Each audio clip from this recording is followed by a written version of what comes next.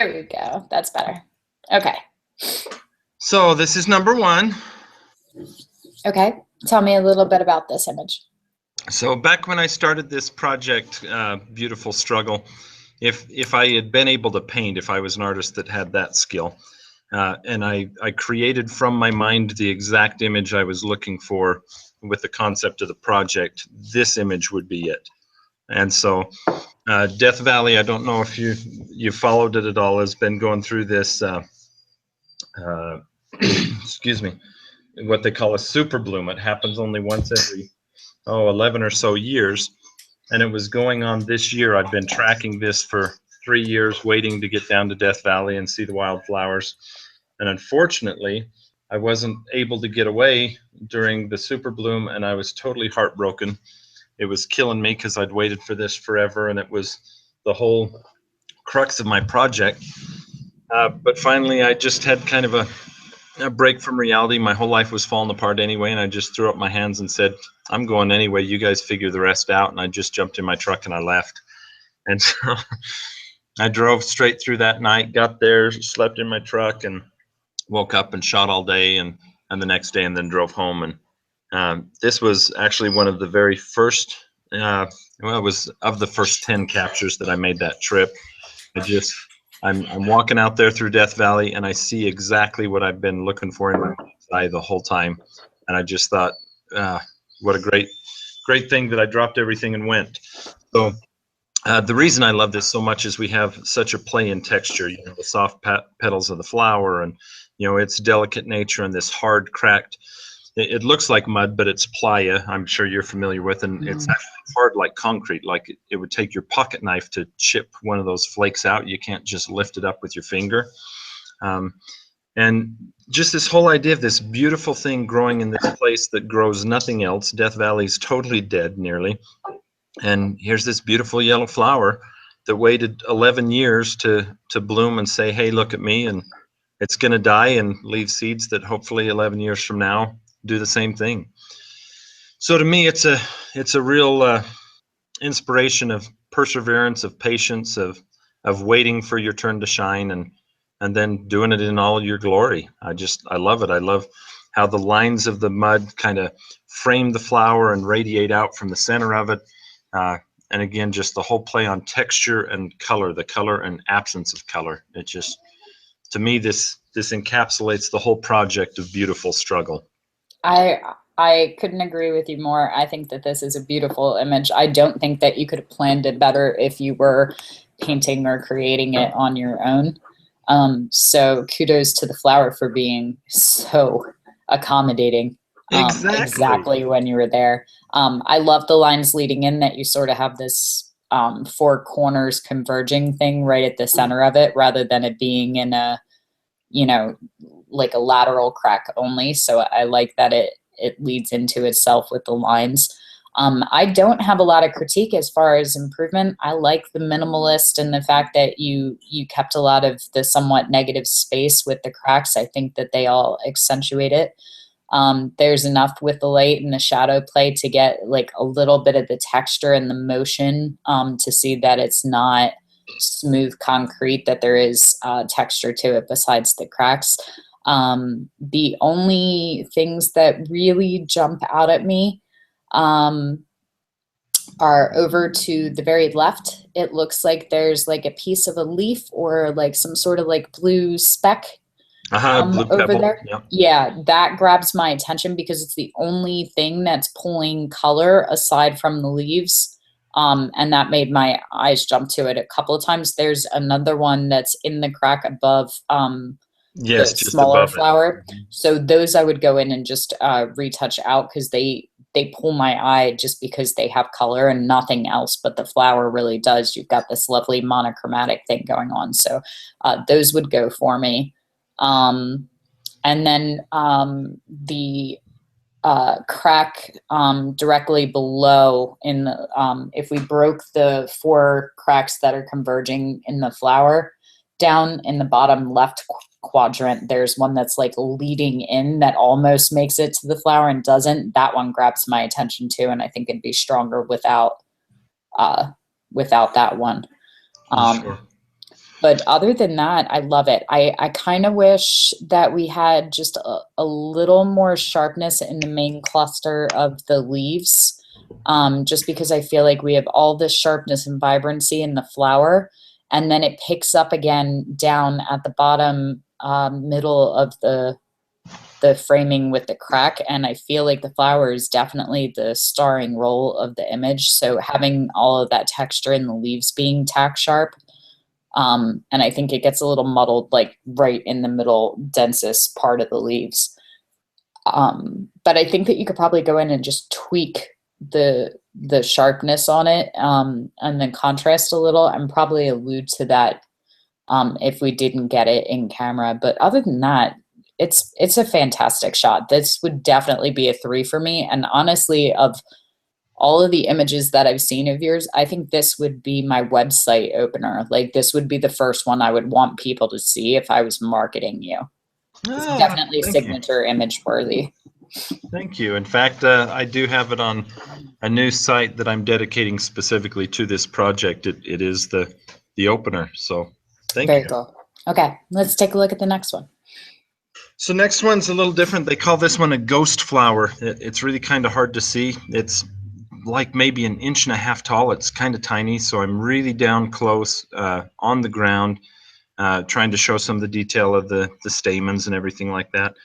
Again, a really rare flower. It rarely makes an appearance anywhere in the world, but let alone Death Valley. And here it is again, just an opportunist. It found this crack in this concrete-like playa, and 11 years later, here he is. And again, we have the cracks radiating out from him. The image before is kind of a rare shoot for me. I never ever, well, I can't say never ever, I rarely shoot looking down at anything.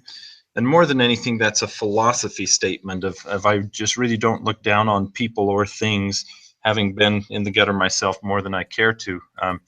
And so normally I get down on the level and shoot, which is more the case here. If I'd have shot straight down, this image would be just totally lost. But again, just more of this beauty in this. I don't want to get too much into my personal struggles, but life has been exceptionally difficult this last 3 months, exceptionally difficult. And all these images really are in the greatest way self-portraits. It's how I feel in my own life that, I'm not sure that I'm going to make it. I'm not sure I'm going to be around long, those kind of thoughts. But here I'm doing my best anyway in what I perceive an impossible situation. So Okay. this is a self-portrait of Steve, really.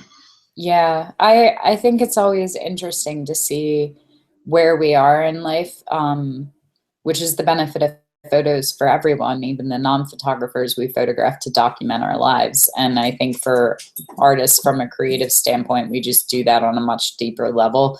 I can always look at different images throughout my portfolio and tell exactly where I was in my life based on what I was shooting and how I was shooting it at that time. So I can definitely see that coming through in these images. I love that you found this rare flower. I don't know that we totally did it justice in this one. And part of that is that the flowers with the petals being white and the yellow stamen, I think it's just too much light color on a light background.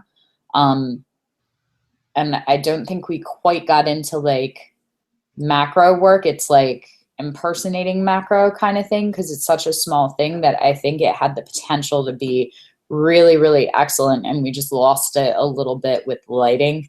The petals are just a little overexposed, and even when I'm turning down the brightness on my screen for it, like, we're just not getting all of that rich texture and depth with the petals and the shape of the flowers in general. I feel like we lose them a little bit in the background. I don't know if that could be fixed in post. I'd be willing to take a shot at it if you want to send me the original and see if we could pull it out. But I would be inclined to go in and cut out the flower and darken the background so that it pops a little bit more. I'm just checking. I know I shot several of these, and I wonder If I shoved the wrong one in the folder. I think that this is the one I meant to stick in. Not that it's a whole lot better, but on these ones, the cracks converge with the flower, and that's not what I intended. That was the guy I meant to, but yeah, I think bringing down just the highlights brings the texture back into that petal. It may, but like if we look at the bottom, if we look at the bottom petal on the leftmost flower, like those, it's picking up that sort of bluish gray that's in the ground coloring, and we're just kind of losing it a little bit in the background with the petals. But I do think that you could probably go in and almost create a composite where like we could cut out the flower from it and darken everything behind it to make it pop. You do get a lot of pop and texture and three-dimensionalness from the leaves and the stems because of the color variation. It's just that white that's fading into like the gray because it's picking up the color tonalities from the sun bouncing off of the rock and back to the flower. Like white is that color or absence of color that it will take on color cast from everything that's around it. So I feel like we're losing it a little bit. And we could probably, there's probably a bunch of different play. This might be one that having all the negative space around it is part of the problem. It might be drowning in it rather than that accentuating it. So coming in and see, like, I feel like if we come in a lot closer, that it might have more potential and it separates naturally from the background a little bit more. Good point. So I don't think it's a lost image. I think that like sometimes I'm like, it's a great concept, go back and reshoot it now. I don't think that these are lost images. You have the composition and you have the idea, and I don't want to wait another 11 years for you to get another shot at it. Right. But I think that you could go in and probably dodge and burn a little bit and just punch that flower a little more so that it comes from away from the background like the leaves are. And the leaves have the accentuation of the color to help separate them, which the petals don't. But I feel like with light and dark, you could darken the background and have that separate a little bit more. Good point. Good point. And like I said, if you want to send it to me, sometimes it's easier to show you than tell you what I'm thinking, but I also think that you kind of have the general gist and can probably do that. So this one would sit at probably the 1 or 2 mark for me. I like it. I like it better zoomed in for sure. I think then it would probably make the 2. But I don't think we quite hit it with this one, at least not the same effect that we got with the first one you showed me. Okay. So, okay, next one. So this one is up in what they call the Artist's Draw, which is a beautiful place. The soil and everything's kind of a cool color. And in sharing it with the cohort, a lot of people brought up the rock in the background and said, oh, clone that out. Yep. But remember that the project's representational, so if I can't frame it out, I got to leave it. But also I left the rock deliberately because it's got that flat side on it that makes a psychic line that directs us right back to the flower, and the slopes, the lines in the slope all direct us back, and so everything kind of points at this flower that you clearly see is the only living thing anywhere in this scene. So I quite like this one. I like it as well. I have to agree, and I'm of the mind that when you get the critique once, you assume it's personal preference. You get it 2 or 3 times, you consider. If you're getting it repetitiously from everyone, then they're probably right. And I have to agree with them. I think the rock is really distracting and taking away from the image because it's the only thing that is a solid shape severed from the background. The rest of it kind of blends in and through and in and out of each other. And it's, it's part of the problem too, is that you have all of this texture with the little like granular sand and stones in most of it. And then it clears in that top left corner and becomes this like wash of white. And so it's broken up by the rock. So if that rock was in the middle of all of the texture that you have going towards the right side of the image, I think it would blend in more, and then maybe you'd be able to keep it. But I also think that you could have probably taken 2 steps to the left and cropped it out. Same thing. I think this one might work better being zoomed in a little bit as well so that we can appreciate it. I love the idea of the flower.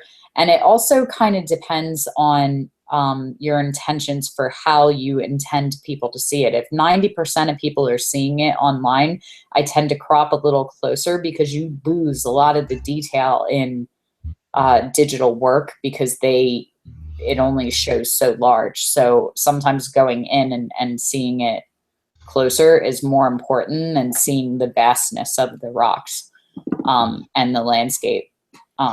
Yeah, these are all 16 by 24 metallic prints, metal sublimation. So when you're viewing it on the wall, you know the flower's a good 6 inches, but only when you get up close.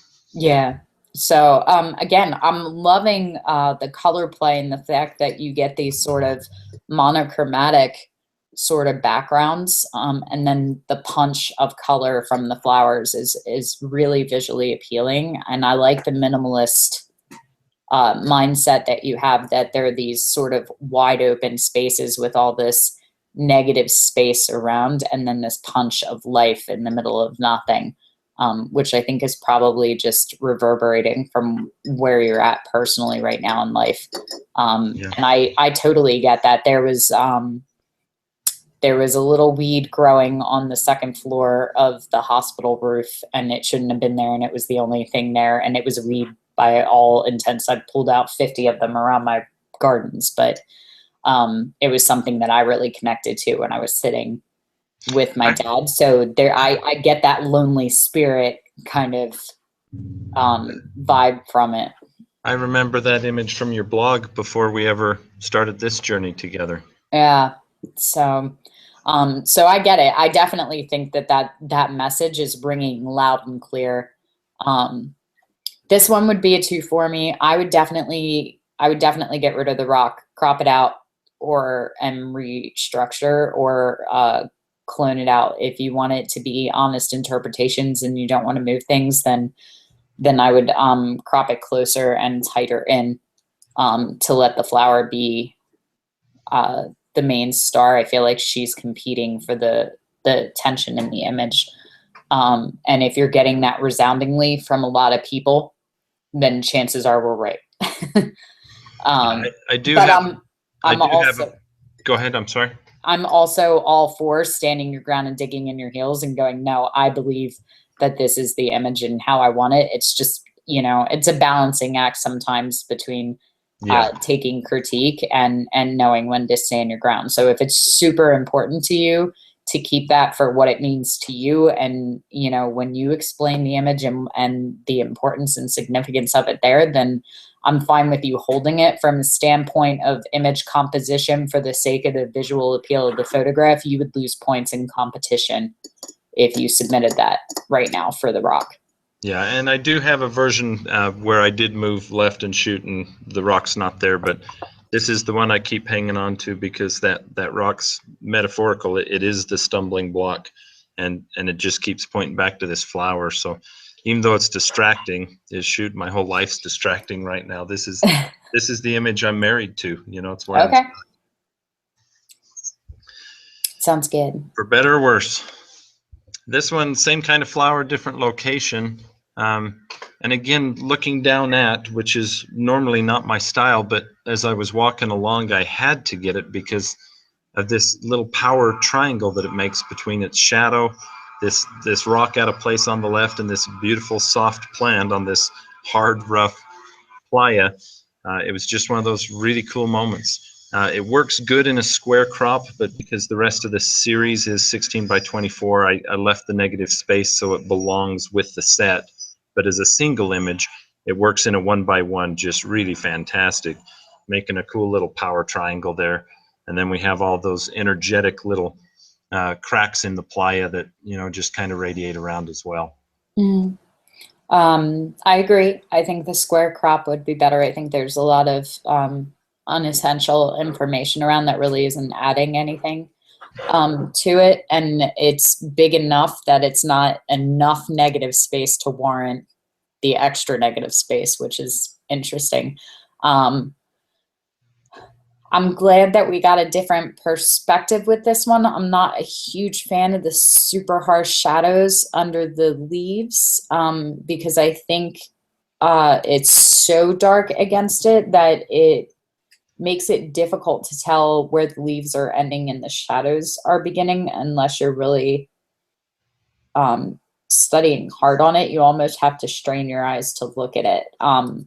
Same thing, I feel like we lose a lot of the information and definition in the petals because the flower foremost is casting shadows on the blooms behind it. So I'm not sure that the light really works here. I think that's my biggest issue with it. There's a lot of competing texture as well, and I feel like everything being super sharp and granular is also creating a little bit of distraction because you have these two very textured, very bold elements, and I like the setup and the triangular formation of it, but I want to be able to appreciate them, and I feel like I can't appreciate anything in this image by itself because they're all screaming over each other visually. So we have all this great color and texture with the leaves and the flower, and then we have all this great texture and this interesting shape with the rock, and then we have all of this texture with the sand. And I feel like the sand specifically, you start to lose the edge of the rock that is in the light, and then you lose the other side of the rock in the shadow because the shadows are so harsh. And then same thing, like you lose the lighter sides of the stems and the leaves into the sand colors, and then lose the back sides into the shadow, and it's kind of muddled for me. So I'm not sure that this one's on the same quality level for me, and I'm not sure how you could fix it in post to give it a little more room to breathe, because I feel like right now it's just a visual cacophony that you can't quite sort out. I think maybe if we left the texture in the two main elements and toned it down around, specifically around the negative space. So even if the cracks were sharp around the rock and the leaves and softened as they went out, and almost like a focus vignette, or like you get the effect with the lens baby lenses sometimes where it gets like really soft on the way out. I think that might help.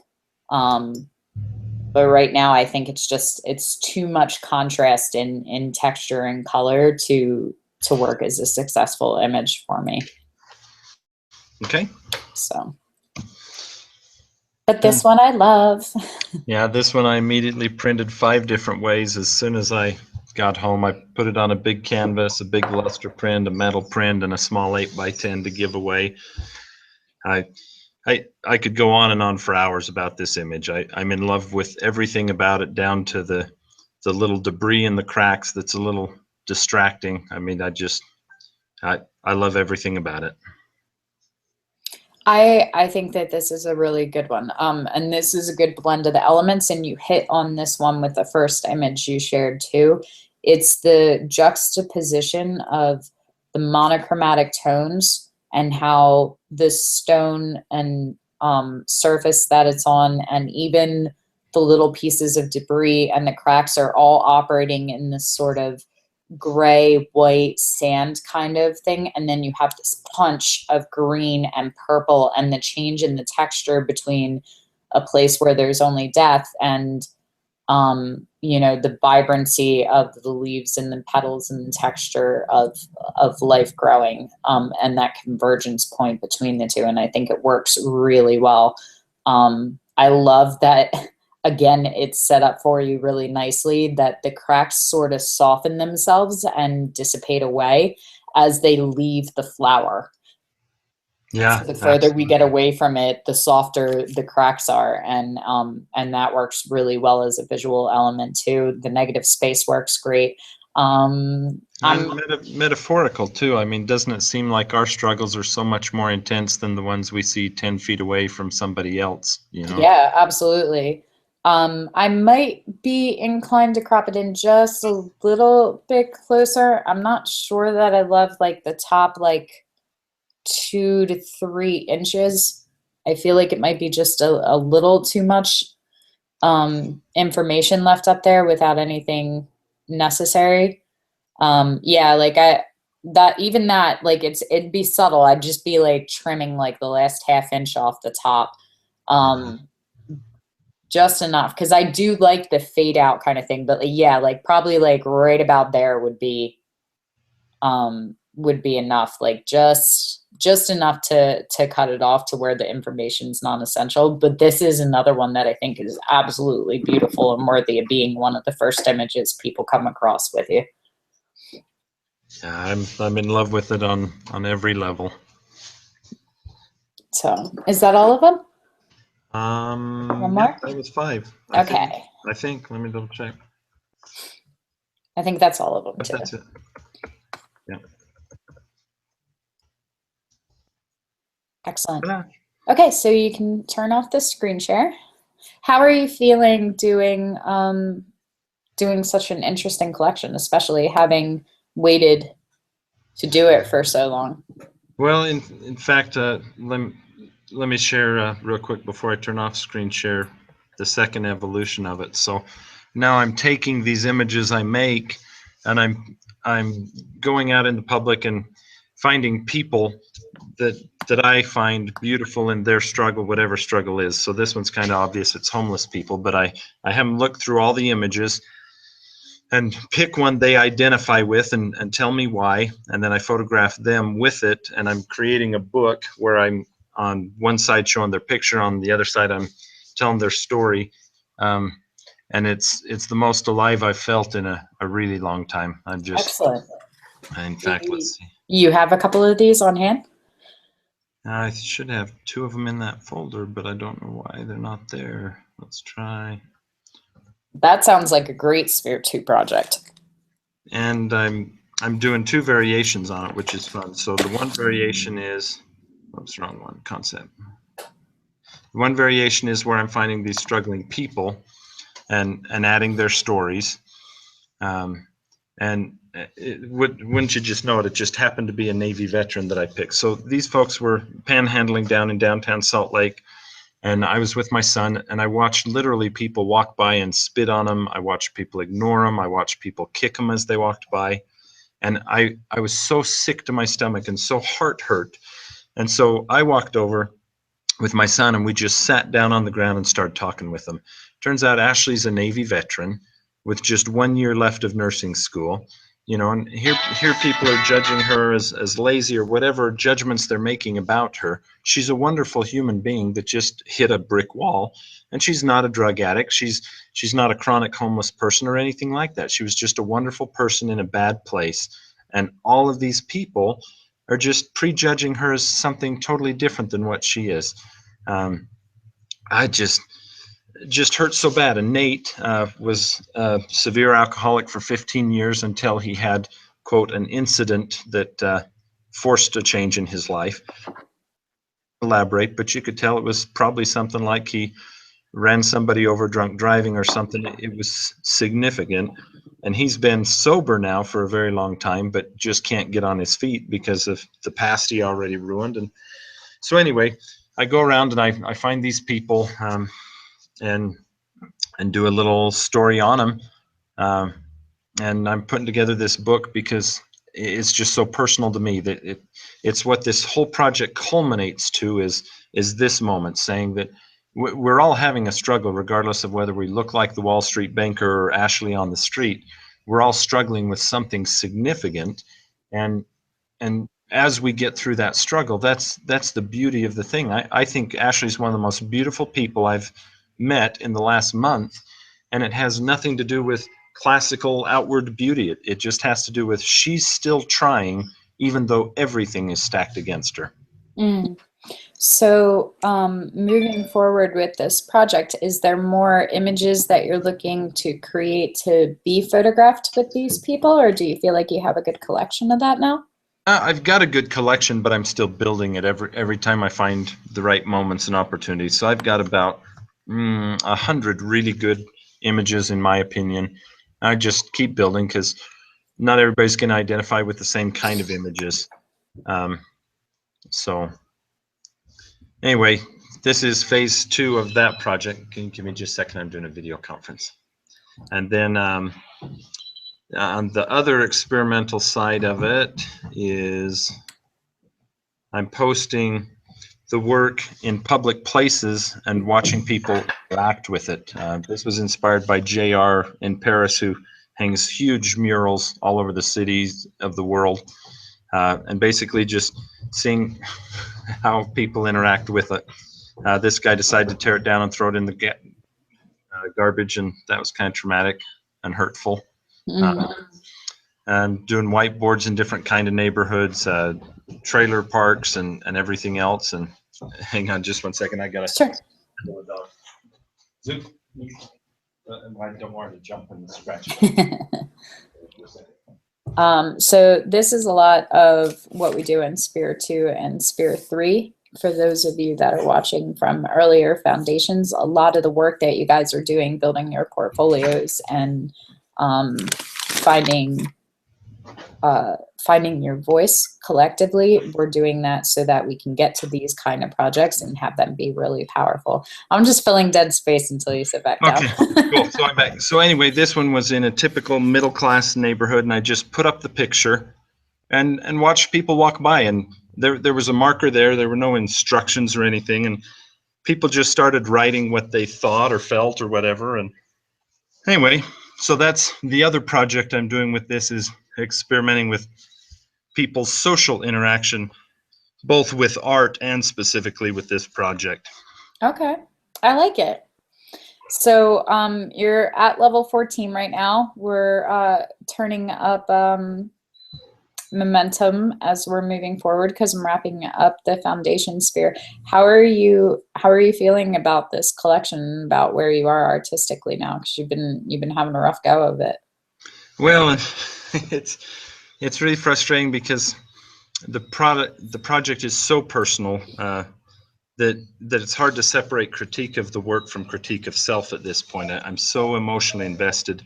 It's my identity. So I love that I've got that level of buy-in and commitment into it. It's just now it's the hardest part because the struggle's already real, but now trying to get through the important things. It's important to still get feedback, and it's important to people. It's important that people tell me when things are not working according to plan and things like that. But you can't remove the hurt from that moment. So knowing what's ahead of me, it's even more daunting, but I'm glad to be here. Okay, so moving forward, you have 6 more levels in the foundation sphere. What is it that you would like to accomplish before you hit level 20? I want to get a better library of images for both of these secondary projects, as well as continuing to build this library on stage 1 of the project. Okay. So from my standpoint, looking at it, I'm seeing a lot of amazing things that you're coming up with. If you look back over your levels and your critiques, you have very, very wide array of talent and interest that you like shooting, which I don't think is a bad thing. I'm not of the mindset that you have to pick like one genre or one thing to shoot. But I do think that what you should be paying attention to moving forward is probably consistency in the voice. I still don't know that I could take all of your images and throw 30 of your images in with 100 other images and pick out which 30 were yours if I hadn't seen them before. So that's something that I would like to see, and something that I think you should be particularly paying attention to for this series of images that you're photographing other people with your work.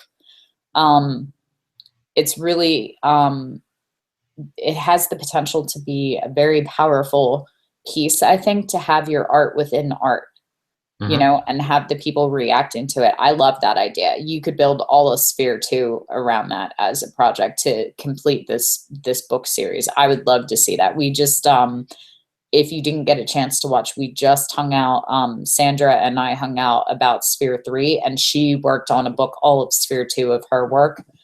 So some of her critiques might be really beneficial for you in terms of book layout and putting images together and how they correlate with each other. Yeah, I'll take a look. The book's kind of it's a necessary concession. What I mean by that is, you already know I'm a big print guy. That's how I want my work to live. So sorry, trying to shut that up. To make it live in a book format, takes away the big print, which is important to me, but it puts it in somebody's hand, which is more personal and more important to me. So I don't think that you have to concede and give up either.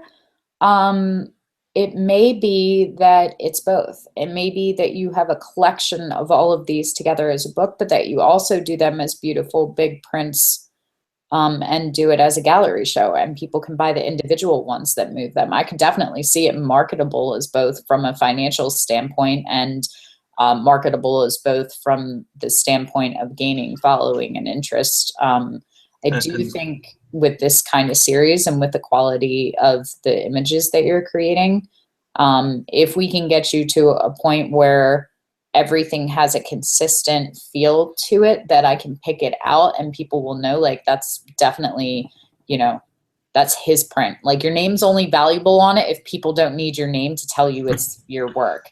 Sure. I'm a big believer of that. So you're skirting on that. Like, in the 5 images you brought, the first one and the last one I would definitely pick as the same artist.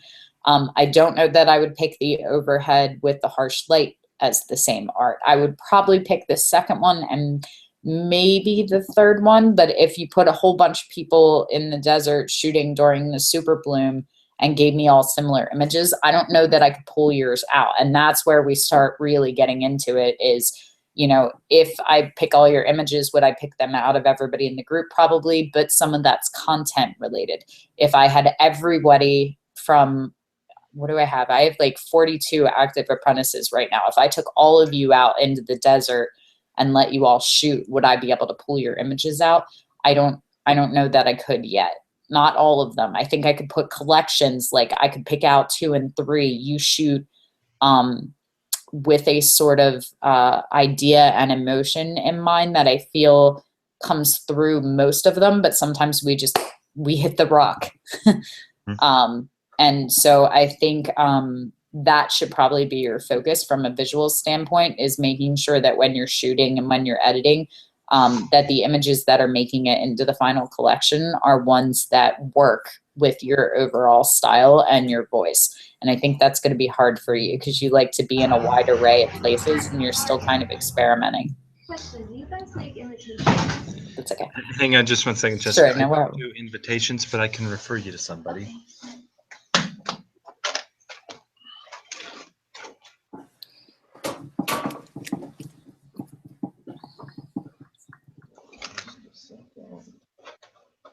Do you guys print pictures from cell phones? I do.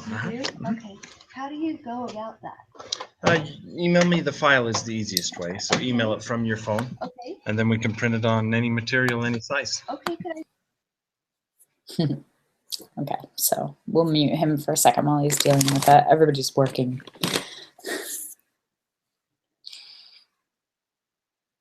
Okay.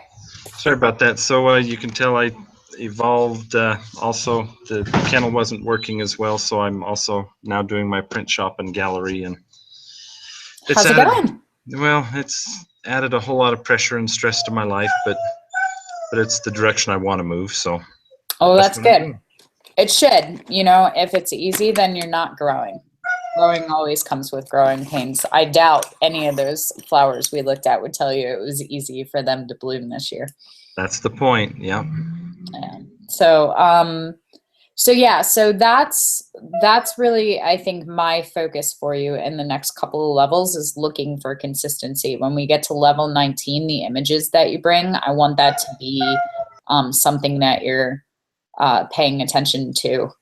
That all of the images that you bring to critique work together as a sound voice all the way throughout, as well as standalone images. Because I do think that you're bringing good, solid work and you know what you want and they're working as their own.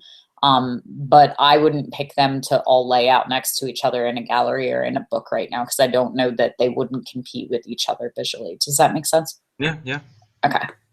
So, so that's pretty much it for me. And then I love this project that you're working on. I would love to see you focus specifically on that for an entire sphere and break that down into manageable steps from where you are to the completion of it in a higher sphere, if you decide that you want to stay and don't want to go and seek out some of the wisdom from the other masters, which there are plenty. So, but that would be my focus by level 20. I'd like to see consistent work with a consistent voice that has you creating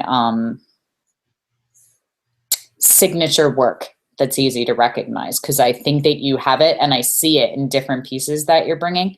And I think that as soon as you really tap into that, that we'll start seeing that even when you're shooting different genres, that it'll still be recognizable as your image. Mm-hmm. So does that sound on point? Or Yeah, no, you know, the hard thing when you're doing projects like this is getting a big enough body of work to edit from so that you get that, you know, so. yeah. How are you feeling elsewise? Are we good right now? Are you completely overwhelmed with all the new stuff you're taking on? Life's been overwhelming. Yeah. It's quite a struggle. It's one of those things where, you know, we've talked before where this project is my therapy right now. If I didn't have this project, I really wouldn't have a reason to be getting up and doing anything at all right now. So is that still feeling that way for you, even though you undertook it as such a big project? Oh yeah, things are getting darker instead of lighter right now. Okay, well, you know, the nice thing is that the darker it is, the less light you need to see. I like that. I'm gonna write that down. So, okay. Well, you have passed your level 14 with flying colors. I'm going to end the broadcast. Welcome to level 15. Thank you, Jessica.